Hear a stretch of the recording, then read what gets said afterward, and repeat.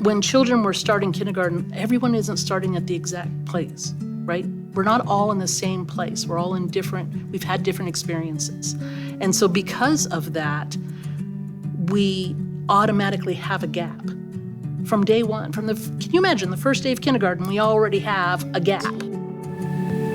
Welcome to The Torch, a new podcast from the Riverside County Office of Education, where we take a closer look at the issues that matter the most to our educators and families.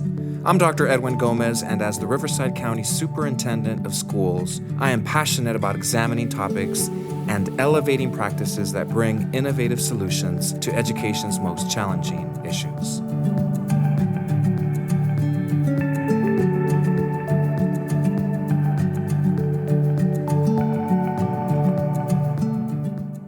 Hello and welcome. I'm Dominique Samario, the Administrator of Community Engagement and Partnerships at the Riverside County Office of Education. Here on The Torch, our goal is to highlight the topics that our families and educators are talking about and discuss them with education thought leaders. On this episode, I am truly honored to be joined by Joanne Lauer, RCOE's Assistant Superintendent of Early Education Services. Joanne exudes a passion and a positivity for our children. And with many families and even our educators thinking about next school year, we figured there's no better time to talk about when our youngest students should be starting school. And so I am so honored to have you on the show. Joanne, thank you for being here. Thank you, it's an honor. So, we like to dive into these topics, like I mentioned, that our families and our educators are thinking about, that they're talking about with their friends and at their work sites. But before that, it's always a joy to really get to know the person behind the story, right? So can you share with me a little bit of your background and how you got to this role and how you became so passionate about helping our earliest students succeed? Well, Dominique, I started actually in ed services in the K-12 world, starting in a school district as a teacher, working my way up, finally coming over to the county, and stayed in educational services for quite a few years. And within that responsibility, along came transitional kindergarten in 2012, and it was a time when adding a brand new grade level to an existing comprehensive educational system was no small undertaking. And so I was asked to lead an effort to support our 23 school districts with putting transitional kindergarten in place in their schools. And that ignited a passion for early education, as well as really understanding deeply how desperately we needed to have a vertical articulation and a continuum of services from early education all the way through 12, so that we weren't seen as two separate entities, but rather one fully serving all of our children. You mentioned about that really it was a creation of an entire new program that our schools were tasked with. Right? Mm-hmm. And as the parent of young children, I was exposed to this new thing, this universal pre-kindergarten, transitional kindergarten, and even working in public service, working in education, it's a new language. Right? So can you give our listeners, sort of a breakdown? What are we talking about? Have us all be on the same page. When we say universal pre-kindergarten, what do we mean? And you are so on point, because it's confusing even for those in the field. We talk about universal pre-kindergarten, or also called UPK, or universal transitional kindergarten, which is also called TK. And we often conflate the two and not fully understand where each belong. So really an easy way to figure it out is UPK, or universal pre-kindergarten, is the category or umbrella by which every early education program belongs in. So it could be Head Start, state preschool, private preschool, parochial school, charter early education settings, even transitional kindergarten is all part of everything UPK. And in that, it's whatever educational services are being provided to our children from 0 until they're starting kindergarten. So everything under there. And then transitional kindergarten is that right before kindergarten year, that preparation school readiness year. And that can be offered anywhere. there's often a misunderstanding that it's only offered in our public schools, but there's transitional kindergarten in private schools, charter schools, even some preschools will offer a transitional kindergarten course, and it's really considered the first year of a 2-year kindergarten program. So it's everything a child needs to be school ready and ready to receive everything that they're going to learn in kindergarten. And, that's a huge shift. It's a huge undertaking. I'm sure there were elements of those programs in place, prior to this UPK system being enacted. But can you share some data with me about, in order to enact something like this, I would think that there's a strong reason for it, right? Why are we in need of this type of education for our youngest students? Well, it started in 2012 when the 3 months that were originally identified for transitional kindergarten already existed in kindergarten. So they took the first 3 birth months that were in kindergarten, they separated those out, and they said, we're going to offer these children transitional kindergarten because there was lots of data to say they were just a tad too young for the kindergarten setting. And you'd often hear kindergarten teachers say, oh, those are my incoming 4-year-olds, or those are my early Ks. And they would catch up around January to the rest of their class. So there was a lot of data around that. And so initially when they pulled it out in 2012, it was only offered to those 3 birth months of 4-year-old, but not every 4-year-old.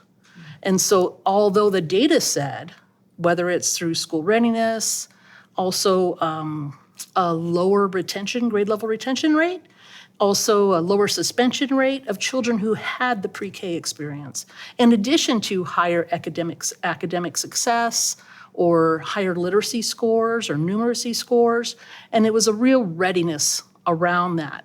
So from 2012 to 2022, we kind of stuck with that system.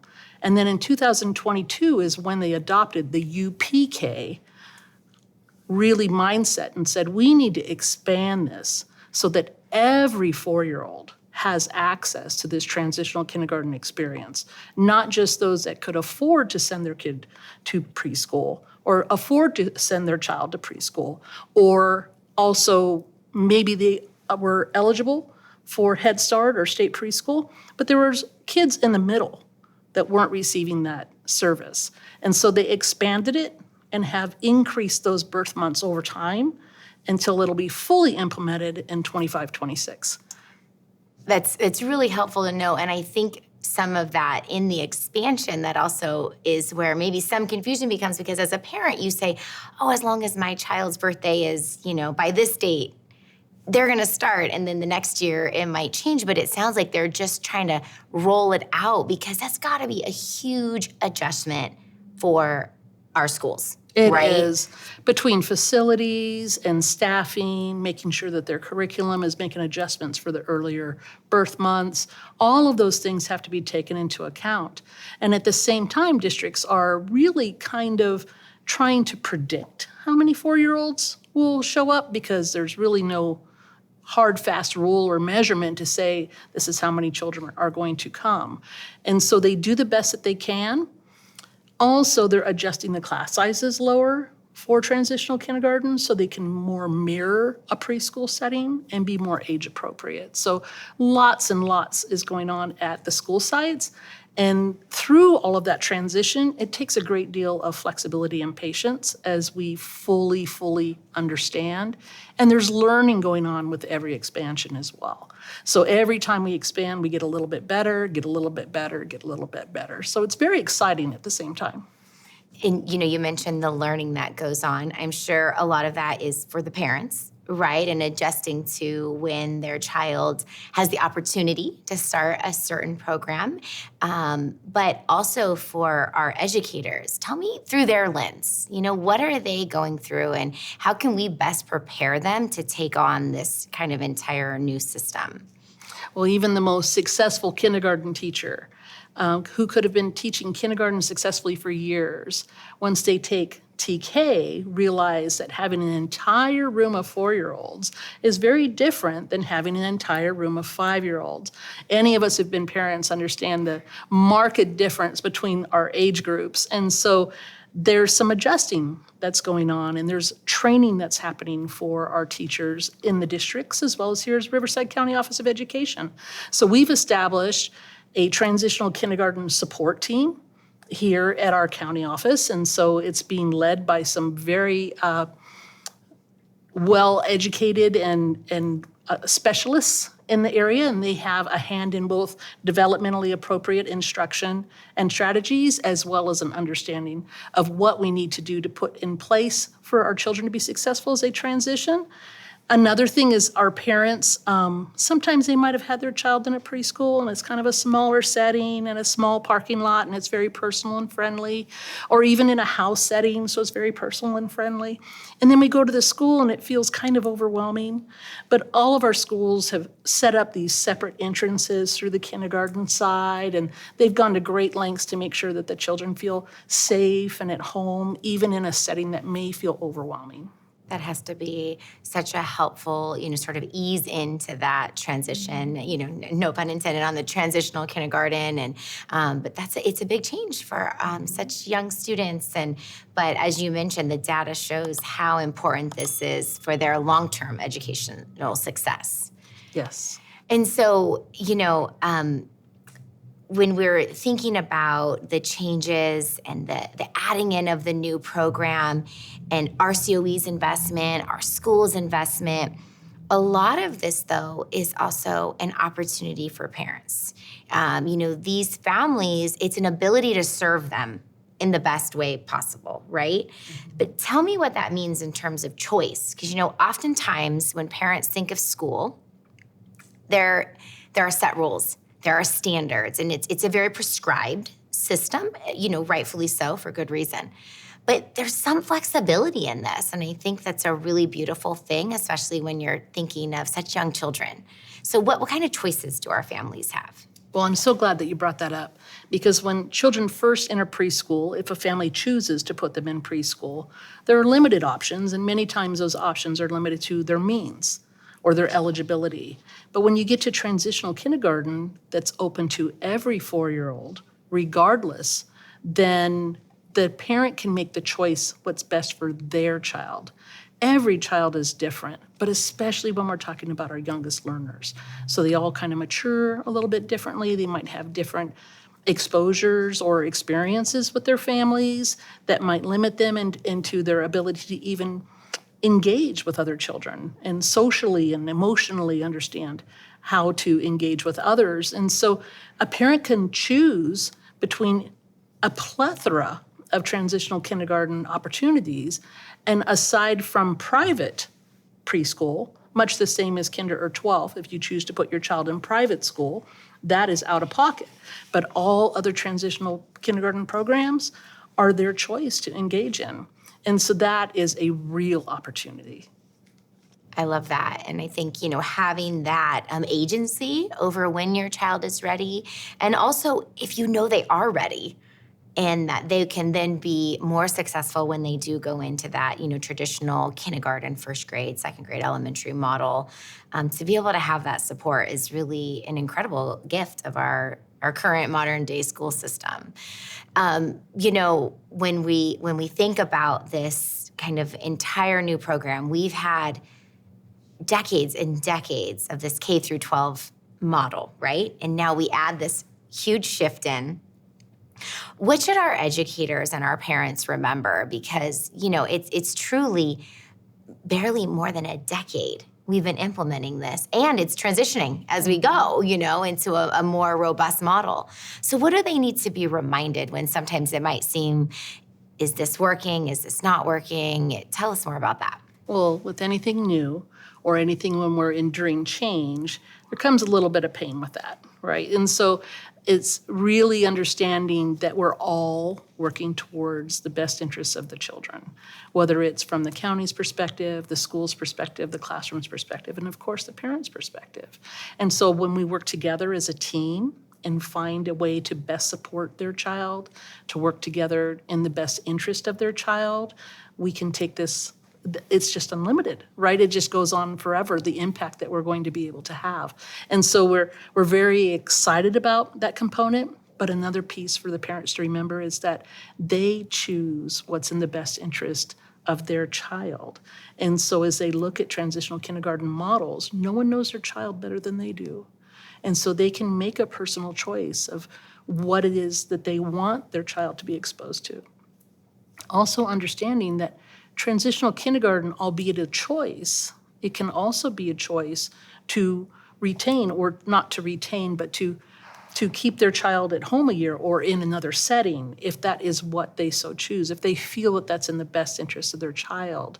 But this really is an opportunity to be able to explore and be able to get an idea of what's out there and consider all of these opportunities for their child so that they can enter kindergarten school ready. It levels the playing field. That's really what transitional kindergarten does. This is an equity issue. Some of our children have access to early education, some of our children don't. With transitional kindergarten, all 4-year-olds have access to transitional kindergarten. And so everyone can partake in all of the means and opportunities to be able to be school ready, to go into kindergarten and say, I may still be 4 for just a little bit longer, but I am empowered because I know what to expect. I know that my teachers are helpers. I know how a school runs. I know how to interact with my friends and how to be a friend and feel very secure in that setting, as opposed to walking in not as secure. And doing that in an equitable manner and ensuring that, like you said, every one of our youngest learners have access to that opportunity from the beginning. So we're helping to level that playing field from the start, kind of creating that foundation, right? Mm-hmm. Absolutely, absolutely. Because, kindergarten, when children were starting kindergarten, everyone isn't starting at the exact place, right? We're not all in the same place. We're all in we've had different experiences. And so because of that, we automatically have a gap. From day one, can you imagine the first day of kindergarten, we already have a gap. And so anything we can do to close that gap, anything that we can do to put everyone on the same playing field with common experiences and success, because no one is going to feel as good as a child that walks into kindergarten knowing that they were just successful in transitional kindergarten. That's so great, and it'll be really wonderful. I'm certain you're tracking, and everyone, at the state level is tracking that data that says this is changing the trajectory for these kids from the very start. And when we've had this in place for a student's, entire school career, where they can end up and how that can be more equitable is really powerful. Exactly. Well, thank you so much for sharing all of this information. But before we come to a close on our episode, we like to do something we call the fire round. And so the idea is speed, but we're very flexible and we're not gonna judge. But ideally, we're gonna ask you 3 questions and you'll give 1 word to 1 sentence-ish responses. And 2 of the questions we asked everybody, but the 3rd one is particular to you. So we'll get started. What teacher or educator had the greatest impact on your life? I can't make this super short, but I was very blessed. I had so many that truly made a difference in my life, but I have to hands down say Mr. Reed, who was my 10th grade English teacher at high school, who, when you're in high school, you think you're going to spread your wings a little bit, maybe become a little independent. I might have become a little too independent. And so Mr. Reed took it upon himself to contact my parents and let them know of both his belief in me as well as his concern for me. And because of that, he single-handedly changed the trajectory of my life. Wow, that's amazing. Mr. Reed. That's amazing. And you remember to this day, and look at where you've come. So that's really incredible. What about a favorite book?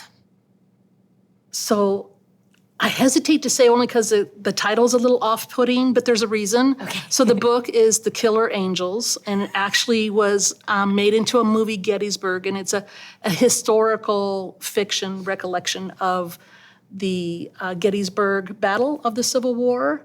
And it completely moved me. That single book made me a history fan. And so it took me from, oh, this is interesting, to I need to learn more. And I just found it to be so compelling. And I'll tell you this little secret. So every year, in the beginning of every year, on or about January 1st, I pull the sofa in front of the TV and I turn on the surround sound and I turn on Gettysburg and I let the cannons just kind of vibrate through me. So it is very moving. I love that. Well, I'm sure that will now be on some of our listeners' reading list. So this last question I mentioned is specific to you, and I was thinking about it, early education services. What's something unique to our youngest students? And when I think of our little children, they are present. They are in the moment. When they play, they are fully there, right? Mm-hmm. And they're not thinking of other things. And I try to learn from that all the time, right? I think to myself, if I could be more present, if I could be more just right there and engaged, I feel like it's very meditative and it helps you recharge, right? So where is somewhere that you go that helps you be fully present and helps you recharge? Because I know these types of jobs are very demanding. And when you're working, you're giving 110% to our students. So what do you do for you that helps you recharge and be present? I go camping, but I go camping in an RV that you just push buttons and things happen. So it's really quite nice, but less about the campgrounds and more about the outdoors. So somewhere where I can hear the wind through the trees, somewhere where there isn't anyone right next to me. I tend to hear the beach, the Oregon coast, the Northern California. Those all appeal to me, and they just I can completely escape. And with every wave that comes in, I can feeling an emotion, right, coming in and out. It's just nature. Nature is just a gift. Oh, nature is such a gift. And I can tell it recharges you because every time I'm lucky enough to get to work with you, you are so present and passionate and so knowledgeable about everything for our early education services. So thank you for sharing your expertise and sharing your knowledge with our listeners. We really appreciate you being on the show. Thank you. And thank you for watching. The Torch is a monthly podcast brought to you by the Riverside County Office of Education. So make sure to follow us on YouTube or wherever you listen to your podcast. We look forward to being back and bringing you the next topic in education so you stay in the know and engaged.